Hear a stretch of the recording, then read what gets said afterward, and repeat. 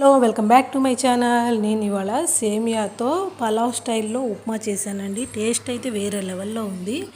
ముందైతే పోపు వేసుకున్నానండి. పోపు వేగంగానే కొద్దిగా పల్లీపప్పు జీడిపప్పు వేసానండి. కొద్దిగా అవి ఫ్రై అవుతుండగానే కట్ చేసి పెట్టుకున్న పచ్చిమిర్చి టొమాటో క్యారెట్ అన్నీ వేసుకున్నానండి. చూసారు కదా, మన ఉప్మా అయితే కలర్ఫుల్గా ఉంటుంది. అట్లాగే క్యారెట్ ఇవన్నీ హెల్దీ కూడా కదా, పిల్లలు డైరెక్ట్గా తినరండి. ఇలా చేస్తే చాలా బాగుంటుందని వేసాను.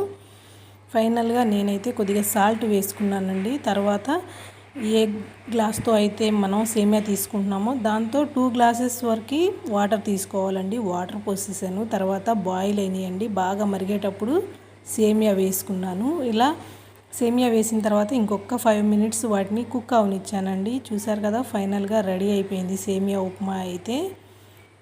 టేస్ట్ అయితే చాలా అంటే చాలా బాగుందండి. నచ్చినట్లయితే తప్పకుండా ట్రై చేయండి. హెల్దీ బ్రేక్ఫాస్ట్ సేమియా ఉప్మా.